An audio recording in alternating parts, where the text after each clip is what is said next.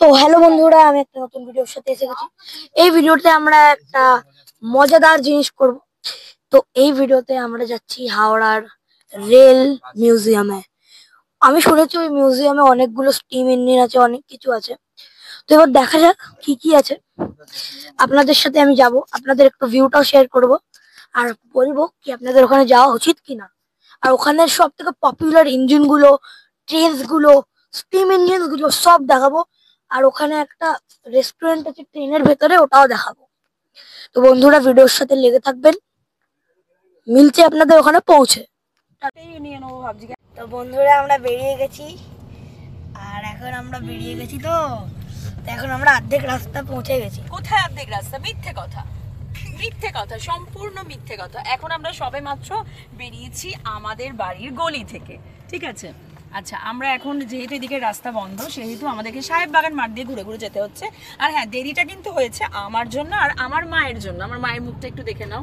এই যে আমার মা সব কি সব জিনিসপত্র খুঁজছিল, সেগুলো তার নাকি এক্সচেঞ্জ করার ছিল কোন একটা শপ থেকে।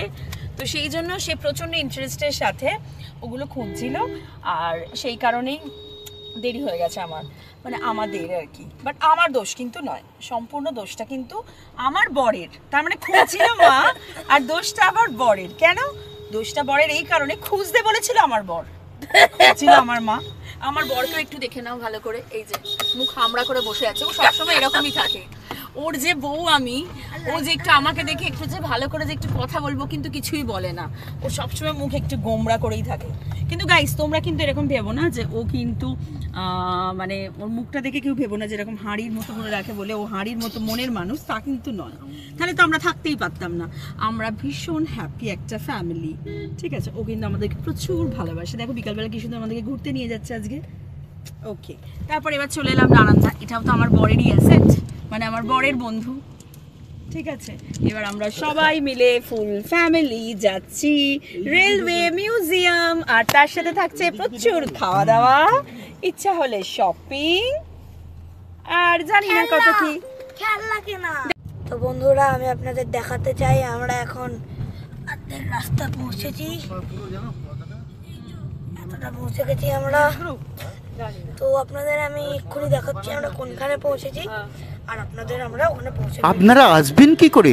সহজ উপায়, বাসে ট্রেনে যে কোনো করে এসে হাওড়া স্টেশনে আসবেন। হাওড়া স্টেশনে এসে বলবে নতুন প্ল্যাটফর্ম। নতুন প্ল্যাটফর্মের কাছেই এই মিউজিয়ামটা, খুবই অসাধারণ। আপনাদের কোনো অসুবিধা হবে না। এখানে যাকে খুশি বলবেন রেল মিউজিয়ামটা কোথায়, তবেই আপনাদেরকে দেখিয়ে দেবে। আমরা এবার ভেতরে ঢুকছি টিকিট কাউন্টারের কাছে টিকিট কাটতে, ঠিক আছে?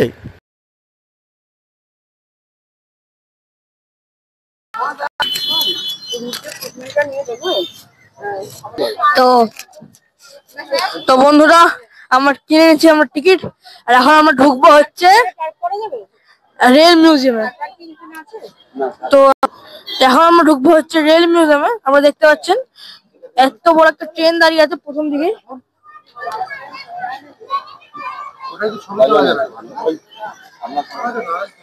আপনারা দেখতে পাচ্ছেন প্রচুর বড় এরিয়া। সামনে একটা খুব বড় ট্রেন আছে। তো আগে আমরা ওটাকে দেখবো, কারণ সবার স্টার্টিং এ ওটাই দেখবো আমরা। তো এক সেকেন্ড আমাদের ফ্যামিলির জন্য ওয়েট করতে হবে। যারা সবাইকে আসছে না, টিকিট কাউন্টার দিয়ে আমরা টিকিট কেটে নিয়েছি। এখন আমার সব ফ্যামিলি এসে গেছে। ও মা, সবাই কোটায় চল। আচ্ছা ঠিক আছে স্যার।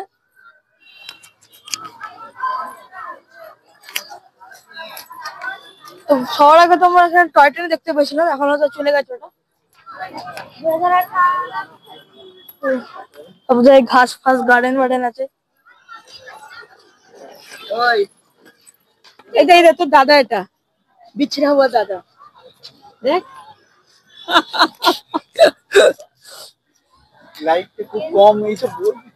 এখানে ঘুরতে ঘুরতে আমি নিজের ভাই পেয়ে গেলাম। যাই হোক, লাইট কিন্তু খুব কম আছে। ফটো এই জায়গায় লাইটটা খুব কম আছে, কারণ অতটা মানে ফটোজেনিক জায়গা না। ফটো তুলতে গেলে অনেক লাইটটা কম পড়বে। কিন্তু জায়গাটা ওভারঅল অনেক সুন্দর। এখানে টয় ট্রেন আছে, এখানে আমরা টয় ট্রেনে উঠবো। আপনাদের উঠে বলবো কি আপনাদের ওঠা উচিত কি না। বাকি এখানে তো যা দেখছি শব্দ খুবই সুন্দর। আমি বলছি এখানে গাছগুলো দেখুন, এখানে গাছগুলো দেখুন, একটু অন্ধকার। এখানে একটু অন্ধকার আছে কিন্তু এর গাছগুলো দেখুন, গোল করে পুরো শেপে কেটেছে। ওকে, ভালো। এবার আমরা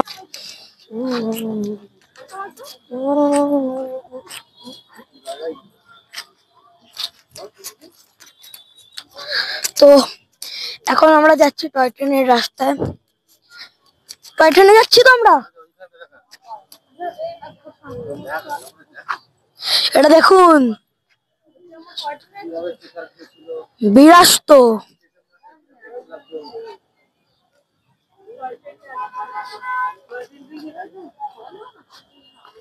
এখন আমরা যাচ্ছি টয় ট্রেনটা দেখতে। তো এখানটা দেখি কিরকম।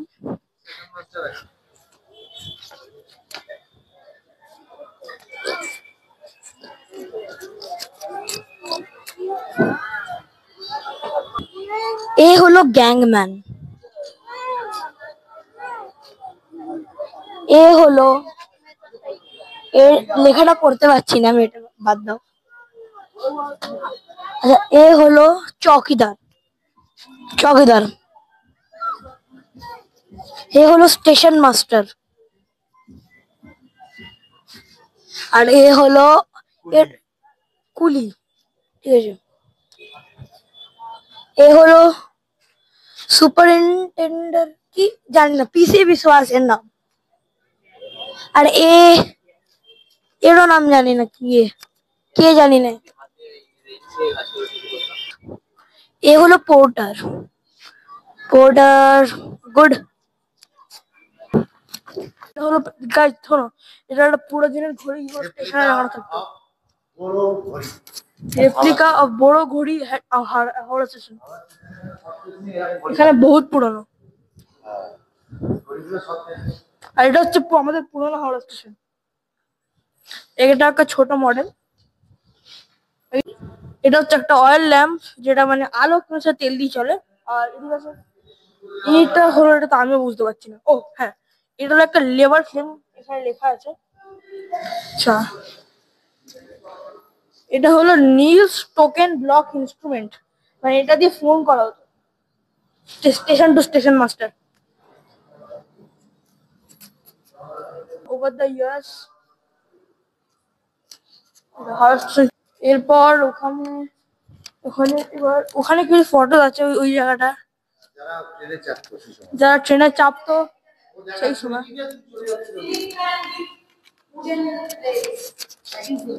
Ceiling fan with wooden blade, এটা কোনো ইউনিক জিনিস, আর পাওয়া যায় না। এটা খুব ইউনিক লাগলো। AC ceiling fan with wooden blades, that is very unique. কাঠের ব্লেড দিয়ে সিলিং ফ্যান। এর উপরেও আছে। না, এর উপরে আর কিছু নেই। এখানে এই মিউজিয়ামের অ্যাটমসফিয়ার,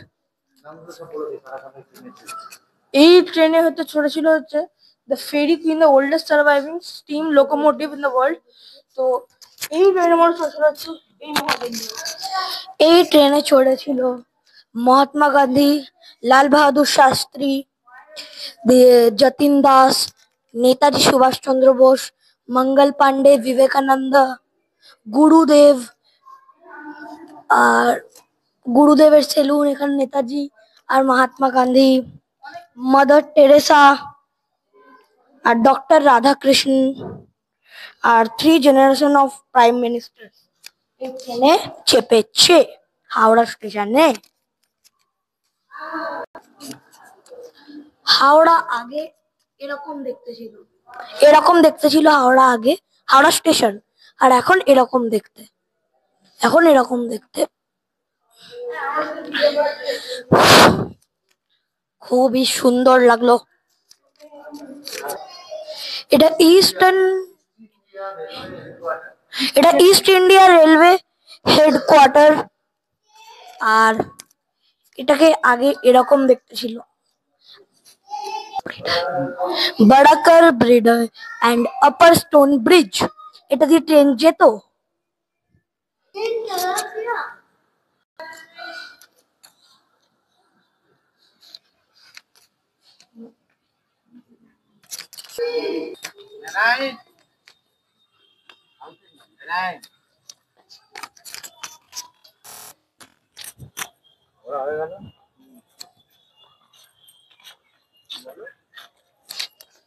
আমরা সবাই এখন বেরিয়ে যাচ্ছি। আমাদের পুরো এখানটা ঘোরা হয়ে গেল। চলো, অনেক ঘুরলাম।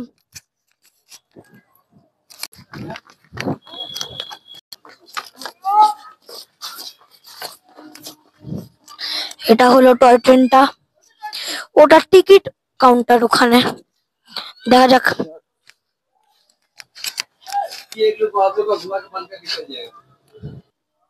এখন দেখা যাক কি হয়, কেমন কি।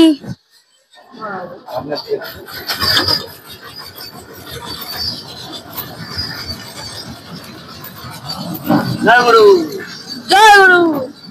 তো এখন আমরা যাচ্ছি টয় ট্রেনে। ওরে বাপরে, আপনারা দেখতে পাচ্ছেন অনেক সুন্দর সিনারি আছে। করে ভাড়া নিয়েছে per head, toy train 30 rupees per head. তো এখানে টয় ট্রেনের ভাড়া আছে 30 টাকা পার হেড। তো আর এই দিয়ে পার হেড 30 টাকা। আর এমনি ফি হলো মানে টিকিট, এন্ট্রি ফি হলো তোমার ঢোকার জন্য 30 টাকা। ওভারঅল ভালোই, কিন্তু বহুত আওয়াজ আসছে, বহুত আওয়াজ। ট্রেনটা কি মানে কড়কড় কড়কড় করছে। ও দেখো,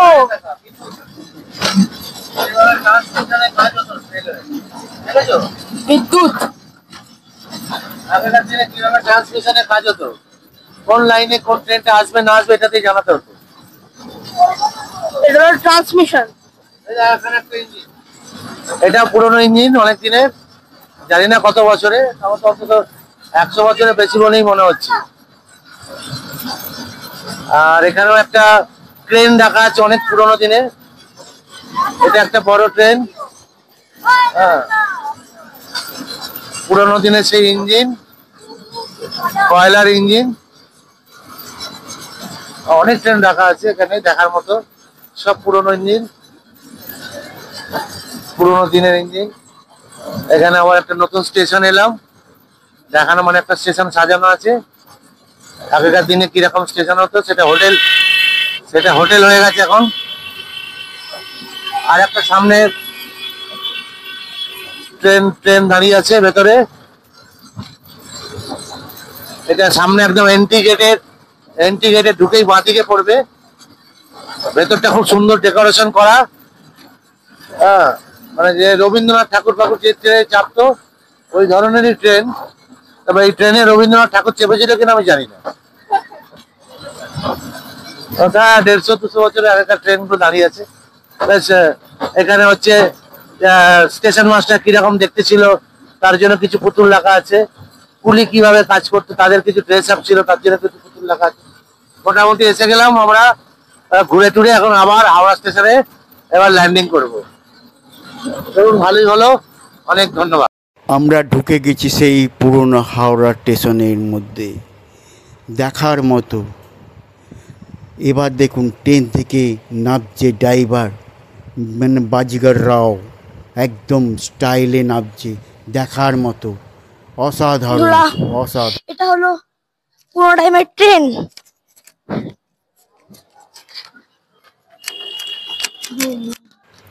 বহুত পুরনো ট্রেনের সামনে চলে এলাম, এসে দেখছি ট্রেনটা দাঁড়িয়ে আছে। ট্রেনের সামনে সবাই মিলে আমরা দেখছি ট্রেনের, এইটা কয়লার ইঞ্জিনের ট্রেন ছিল তখনকার দুনিয়ায়। খুব সুন্দর মুখটার সামনে দেখাচ্ছি, দেখুন কি সুন্দর লাগছে। এরকম তো খুবই কম দেখা যায়। এইখানে চলে আসবেন, হাওড়া রেলওয়ে স্টেশন, এইখানে সব কিছু দেখতে পাবেন। এরকম জিনিস আপনাদের ছোট বাচ্চা কাচ্চা যা আছে সবাইকে দেখাবেন, খুব ভালো লাগবে। এই ট্রেনের সম্বন্ধে সব কিছু লেখা আছে, আপনাদেরকে লেখাটাও দেখালাম।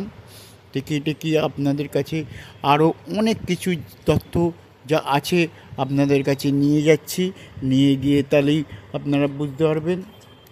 এত ভালো এত ভালো লাগছে আমাদের ঘরের সামনে হাওড়া স্টেশনের সামনেই নতুন প্ল্যাটফর্মের কাছে যে এত সুন্দর মিউজিয়াম করেছে ভাবতে পারিনি।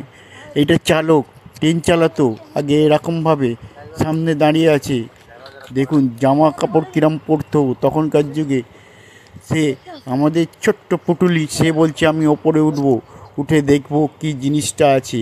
সে তাই জন্যে তড়িঘড়ি করে ওপরে উঠবার জন্যে চলে এসছে। 25 পুরোনো দিনের ট্রেনের ড্রাইভারের যেখানে কামরা সেখানে উঠে পড়েছে। মেশিনগুলো একটু ভালো করে দেখাতে বলবো।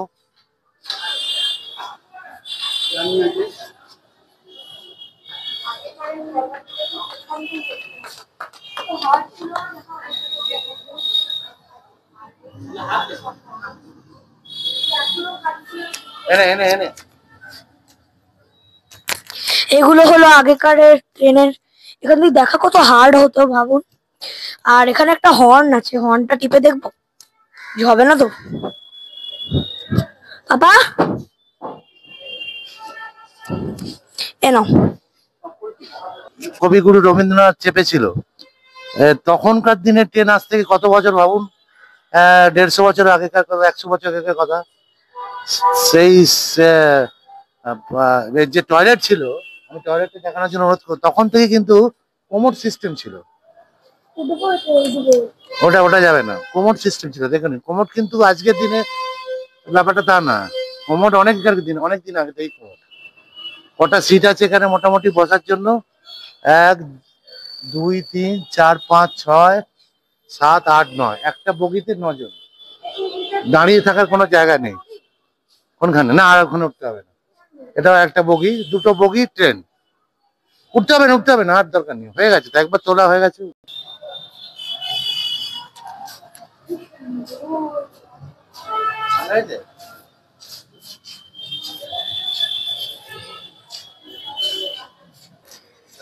ভালো হয়েছে? বন্ধ হয়ে যাবে না। কোনটা অঞ্জলি? এখানে 7টা তো বন্ধুরা, এখন আমরা বেরোচ্ছি হচ্ছে এখান দিয়ে। এখন আমরা এখান দিয়ে বেরোচ্ছি। আগে অনেক ঘোরা হলো, যাই হোক